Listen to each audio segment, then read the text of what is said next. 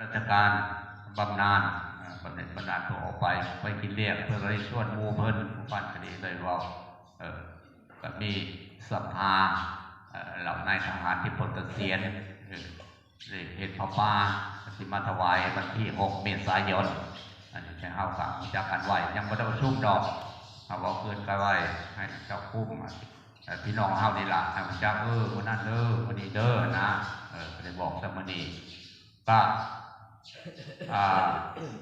บุญประทายเขาเปลือกบุญประทายเขาเปลือกได้ประชุมกันแล้วประชุมกันแล้วผมจะยังรู้จักกันวันที่ออกมาสามคำกระมือนี่แหละมือนี่นะบุญว่าง่ายไหว้พระแม่โพธิ์ศพตามประเภทนี้ไหว้เคารพบุญเพิ่นเป็นเม็ดเข่าเป็นฟ้ามันบ่มีแล้วล่ะตะก้อนไหนพี่ตะแห่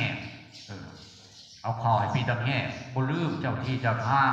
เข้ารบต่อสถานที่ในหน้าก็ดีเขาเอิ้นว่าพี่ตะแห่ที่จริงเทวดาได้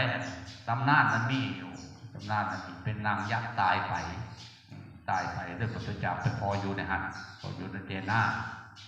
โบราณเฮาสิเห็นเขาไปให้พี่ตะแห่เขาปีนี้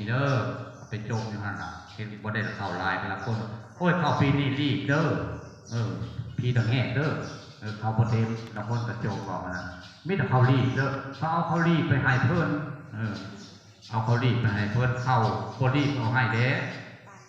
หลายปีประกระโจมแล้วมิจะรีบนอกเขา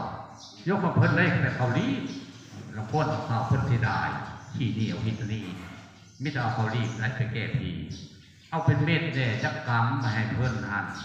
ที่จะแง่กันอยู่พ้นให้พ้นหน้าโบราณเขาถือเดือน3คือกันเดือน3ดับบ้านเขาจะมีสวดทางสามแพร่งคือทางสามแยกจะมาเคยบอกโยสวดสัมภาบ้านแต่ทางเฮ้าเนี่ยก็มีดอกจะมาเคยบอกตามประเพณีที่เห็นหลา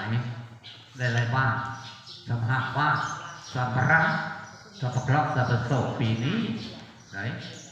แล้วคนโอ้ยเฮือนมีสัตว์ไทยเรียกไก่กระต่าย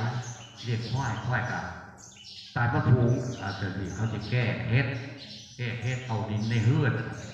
ใช้กระโทกน้อยบ้านธรรมะยังมีอยู่เลยบ้านข้าราชการเยอะแต่ยังถือข้อมาเพราะโบราณที่บอกมันนี่เรื่องพีปูตาบนเดิน3ยังมีอยู่ก็มีควายกระผูกเสาเฮือนผูกบันไดเฮือนเอาดินทรายไปวาน